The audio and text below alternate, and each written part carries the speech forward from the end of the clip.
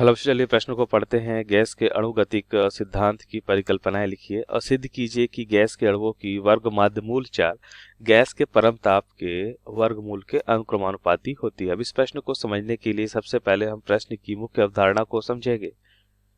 तो सबसे पहले हम देखते हैं मुख्य अवधारणा। तो मुख्य अवधारणा में देखेंगे कि अणुगतिक सिद्धांत के आधार पर अणुगतिक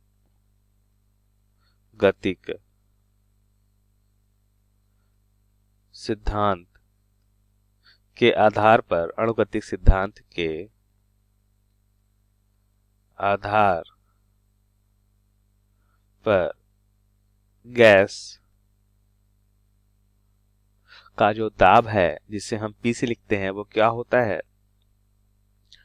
तो हम यहाँ पे देखेंगे P बराबर क्या होता है 1/3। M यहाँ पे हो जाएगा एक अणु का द्रव्यमान, N हो जाएगा अणुओं की संख्या और ये हो जाएगा वर्ग माध्यमूल चाल का स्क्वायर बटा V। यहाँ पे क्या होता है, आयतन होता है। तो यहाँ पे देखिए M क्या होता है, एक अणु का द्रव्यमान होता है, एक अणु का द्रव्यमान होता है और N क्या होता है, अणुओं की संख्या होती है। क्या होती है, अणुओं की संख्या। P और V तो हम जानते हैं, P होता है गैस का दाब, V होता है गैस का आयतन और V RMS समझ लेते हैं। V RMS होता है वर्ग माध्यमूल चाल। ये क्या कहलाता है, वर्ग माध्य मूल चाल। अब यहाँ पे हम उत्तर को समझ लेते हैं। तो सबसे पहले यहाँ पे हम देखेंगे उत्तर को। देखिए पहले भाग पे तो हमें यह बतलाना है कि अणुगतिक सिद्धांत की परिकल्पना। तो यहाँ पे हम लिखते हैं अणुगतिक सिद्धांत की परिकल्पना क्या है। अणुगतिक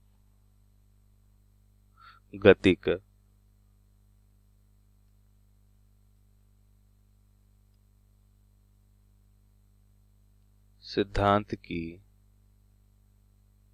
परिकल्पनाएं, जिसमें से हम पहली परिकल्पना देखते हैं कि प्रत्येक गैस जो होते हैं वो छोटे छोटे कणों से बने होते हैं, जिन्हें हम क्या कहते हैं, अणु कहते हैं। तो पहली परिकल्पना हम देखेंगे कि प्रत्येक गैस छोटे छोटे कणों से मिलकर बने होते हैं। प्रत्येक गैस छोटे छोटे कणों से मिलकर बने होते हैं, कणों से मिलकर बने होते हैं, जिन्हें अणु कहते हैं, जिन्हें अणु कहते हैं। दूसरा परिकल्पना में यहाँ पे देखते हैं कि ये जो अणु है वो कैसे होते, दृढ़ होते हैं, एक जैसे तथा अति सूक्ष्म होते हैं। तो यहाँ पे लिखेंगे गैस के सभी अणु हम क्या मानते हैं, दृढ़ मानते हैं। गैस के सभी अणु हम मानते हैं कि ये दृढ़, एक जैसे तथा अति सूक्ष्म होते हैं, तथा अति सूक्ष्म होते हैं। तथा इसके साथ ही हम देखते हैं अणुओं का आयतन क्या होता है, गैस के आयतन की तुलना में नगण्य होता है। तथा जो अणुओं का आयतन है हम देखते हैं गैस के आयतन की तुलना में हम बहुत कम, मतलब नगण्य मानते हैं। तथा अणुओं का आयतन गैस के आयतन की तुलना में, गैस के आयतन की तुलना में, गैस के आयतन की तुलना में नगण्य मानते हैं। अब अगली परिकल्पना यहाँ पे समझेंगे। तो हम देखते हैं कि ये अणु जो होते हैं सभी संभव वेग से सभी संभव दिशाओं में अनियमित गति करते हैं तो यहाँ पे लिख लेते हैं कि ये अणु सभी संभव दिशाओं में सभी संभव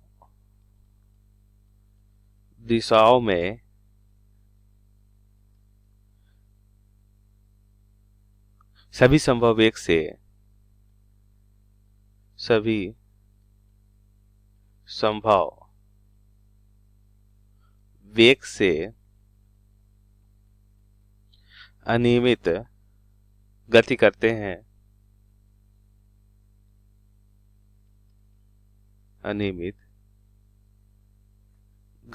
हम ऐसा मानते हैं, गति करते हैं, ये कर सकते हैं।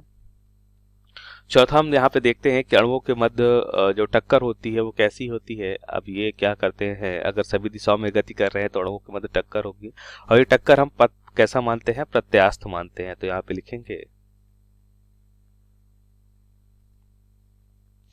अणुओं के मध्य होने वाली टक्कर प्रत्यास्थ होती है।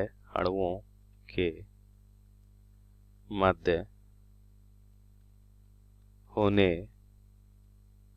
वाली टक्कर प्रत्यास्थ होती है। अणुओं के मध्य होने वाली टक्कर प्रत्यास्थ होती है, अतः इसमें गति ऊर्जा की हानि नहीं होती है। हम कह सकते हैं कि अगर ये प्रत्यास्थ टक्कर है तो गति ऊर्जा की हानि नहीं होगी, अतः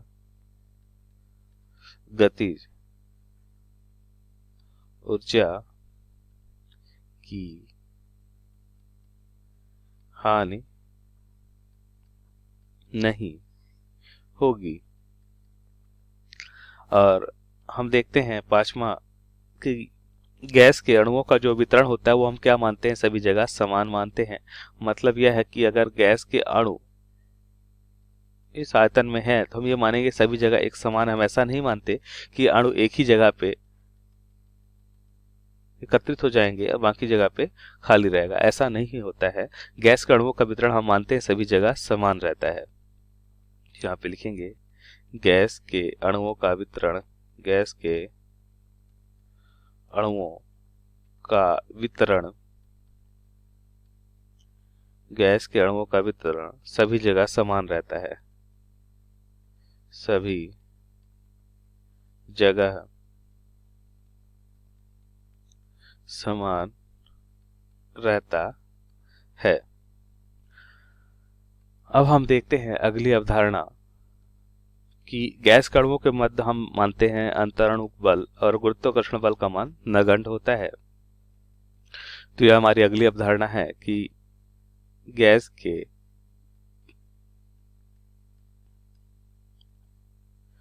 अणुओं के मध्य, गैस के अणुओं के मध्य अंतराणु बल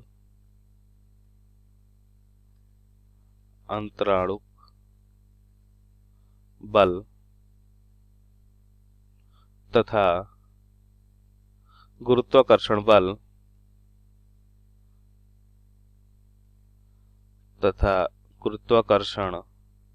बल का मान, गुरुत्वाकर्षण बल का मान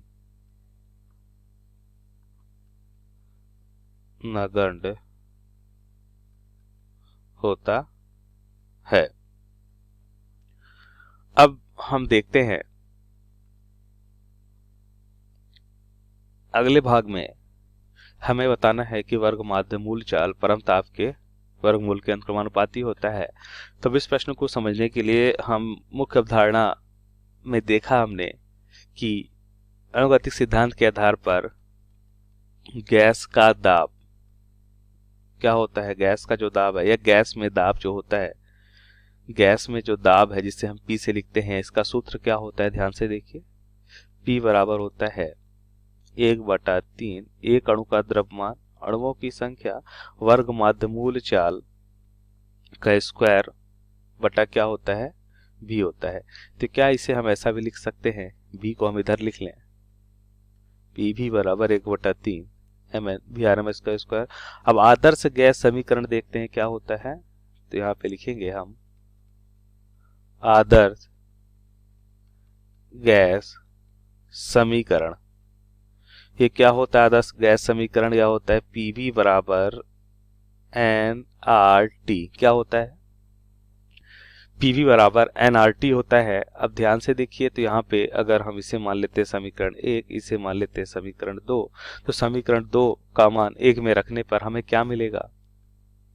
ध्यान से देखिए, क्या हम यहाँ पे लिख सकते हैं कि यह मान हो जाएगा एनआरटी बराबर क्या हो जाएगा? 1/3 और ये हो जाएगा M N B R M S का स्क्वायर हो जाएगा। तो ये हमने कहाँ से लिखा? समीकरण 2 से मान रखने पर यह हमें मिला। अब ध्यान से देखिए यहाँ पे, तो हम यहाँ पे मोल क्या होता है देखिए, जिसे हम एन से लिखते हैं, तो यह हो जाएगा द्रव्यमान बटा अणुभार। अब दिए गए गैस के लिए मान लेते हैं कुल द्रव्यमान है, कुल द्रव्यमान बटा अणुभार, ये मोल के बराबर होगा। और क्या हम कह सकते हैं कि ये एक अणु का द्रव्यमान और कुल अणुओं की संख्या, क्या हम कह सकते हैं कि कुल द्रव्यमान के बराबर है ये? और कुल द्रव्यमान हमें मालूम है यहाँ पे, तो क्या इसके स्थान पे हम लिख सकते हैं कि कुल द्रव्यमान बटा एम, और कुल द्रव्यमान के स्थान पे हम लिखेंगे तो क्या हो जाएगा? एक अणु का द्रव्यमान एम और एन अणुओं की संख्या, तो कुल द्रव्यमान हो जाएगा बटा अणुभार इंटू आर इंटू टी बराबर हो जाएगा 1/3 एम एन, और ये हो जाएगा वी आर एम एस का स्क्वायर। तो अब यहाँ पे ध्यान से देखिए, तो ये वैल्यू जो है कैंसिल हो जाएंगी कुल द्रव्यमान की। कुल द्रव्यमान तो यहाँ पे कैंसिल हो गया, जो बचा हुआ वैल्यू है उसे हम लिख लेते हैं, और V R M S square हम देखते हैं। वी आर एम एस का स्क्वायर बराबर हमें क्या मिलेगा? देखिए ध्यान से, 3RT बाई एम मिलेगा। स्क्वायर हटाते हैं तो अंडर रूट हो जाएगा, ठीक है। अब ध्यान से देखिए, तो आर क्या होता है? आर होता है गैस नियतांक, जो सभी आदर्श गैस के लिए एक समान होता है। 3 एक नियतांक है, और दिए गए गैस के लिए अणुभार तो समान होगा। अगर हाइड्रोजन है तो उसका अणुभार हमें पता है कितना होता है, 2। ऑक्सीजन है तो उसका अणुभार भी हमें पता है कितना होता है, 32 होता है। मतलब दिए गए गैस के लिए तो अणुभार समान हो गया, अब वो तो नहीं बदलेगा। तो इसका मतलब यहाँ पे हम कह सकते हैं कि ये सभी राशियां क्या हो गई? समान। तो इसका मतलब वर्गमाध्य मूल चाल जो है अब टी ताप पे निर्भर कर रहा है, और हम कह सकते हैं कि ये वर्गमूल, यहाँ पे जो ताप है वो क्या है? वर्गमाध्य मूल चाल के हम देखते हैं वर्गमूल के अनुक्रमानुपाती है। तो ताप क्या है?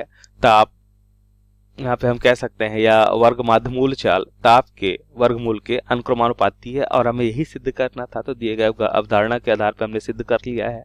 आशा करते हैं आपको समझ आया होगा। धन्यवाद।